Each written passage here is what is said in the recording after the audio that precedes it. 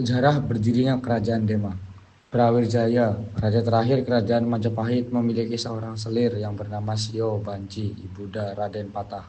Akan tetapi Ratu Dwarawati yang kelak akan menjadi permaisuri cemburu dan terpaksa Brawijaya harus menceraikan Sio Banci. Aku tak sudi melihat wajahmu di kerajaan Majapahit ini.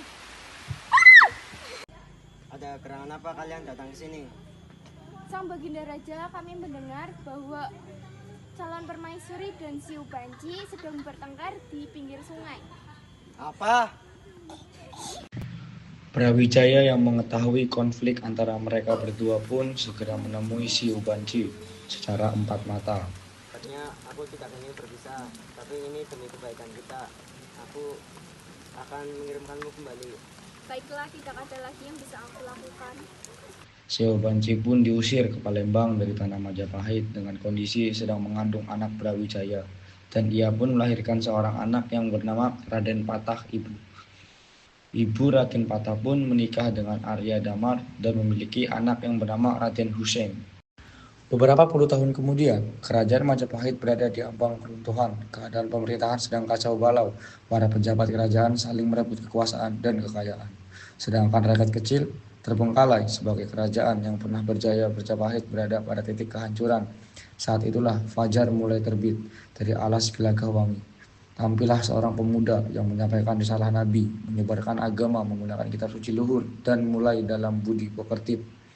Pemuda itu tak lain ialah seorang putra Rajapahit Brawijaya Kertabumi yang bernama Raden Patah.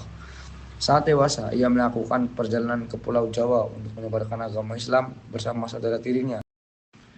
Mereka berguru kepada Sunan Ngampel, Raden Patah, dan Raden Hussein, menjadi santri di pesantren yang dibimbing oleh Sunan Ngampel. Setelah beberapa lama menjadi santri, kedua pemuda itu tumbuh menjadi pemuda yang pemberani, berakhlak mulia, dan bercita-cita tinggi.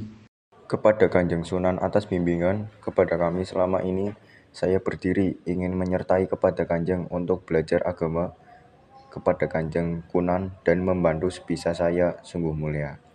Saya sangat senang, tetapi apakah cita-citamu sendiri?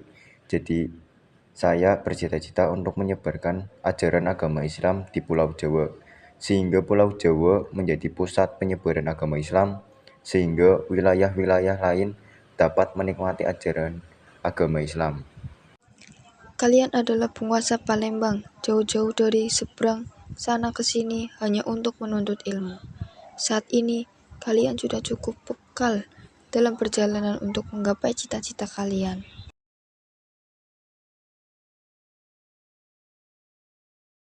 Raden Hussein diangkat menjadi Adipati Terung, sedangkan Raden Patah yang memang berniat mendirikan pesantren diberi wilayah alas Gelagahwangi bersama pengikutnya. Raden Patah melakukan babat alas Gelagahwangi di sana. Didirikan pesantren yang dipimpin langsung oleh Raden Patah tahun 1478 Masehi. Grindawardhana menyerang Majapahit. Kondisi Majapahit yang sedang lemah dengan mudah ditaklukkan oleh Grindawardhana. Prabu Kertabumi tewas dalam penyerbuan tersebut. Majapahit yang dikuasai oleh Grindawardhana menggerakkan hati Raden Patah, dan dengan restu para sunan, Raden Patah pun memberangkatkan pasukan Islam untuk menyerang Grindawardhana. Wahai segenap penduduk Gelagahwangi, Majapahit telah jatuh di tangan Gerinda Wardana. Ayahanda Prabu Kartabumi mengangkat kita sudah lama membentuk sebuah kelompok, sebuah jamaah yang memiliki risalah Nabi. Sudah saatnya kita membuktikan kekuatan kita, bukan kekuatan fisik atau kekuatan bersenjata api, tapi kekuatan iman kita. Allahu Akbar.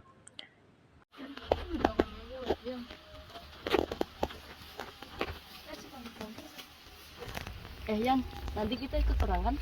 Lah iya, kalau kita nggak ikut perang, siapa yang menyediakan makanan? Kalau mereka kelaparan, gimana? Aku juga udah menyiapkan makanan dan obat-obatan. Siapa tahu mereka ada yang sakit atau terluka. Mudah-mudahan aku bisa ya.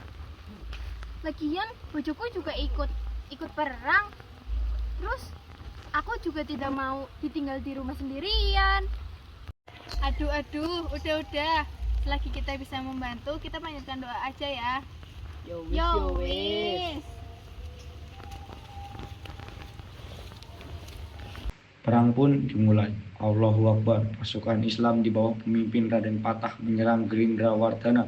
Peperangan berjalan sengit. Prajurit Gerindrawardhana berperang melawan prajurit Raden Patah. Pedang melawan cangkul, tombak melawan sabit, keris melawan kentong. Segenap rakyat tanah Jawa yang sudah memeluk agama Islam bergabung bersama pasukan Raden Patah. Peperangan dimenangkan oleh Raden Patah. Sunan Ngampel dan Sunan Bonang memberikan Raden Patah gelar Sultan Patah Sheikh Alam Akbar Panembahan Jimbun Abdurrahman. Saudin Pananggama Sirullah Ali Fatullah Ambil Mukminin Abdul Surya Alam di Bintaro. Demak, wahai rakyat sekalian, perhatikanlah hari ini atas musyawarah dan kesepakatan Waliul Amri dengan para wali yang terdiri dari beberapa sunan. Kami mendirikan kesultanan ini untuk menjamin penyebaran agama Islam dan kesejahteraan rakyat. Kesultanan ini diberi nama Kesultanan Demak yang beribu kota di Binturo. Dengan ini secara resmi kami melantik Raden Patah menjadi sultan dengan gelar Sultan Alam Akbar Al-Fatah.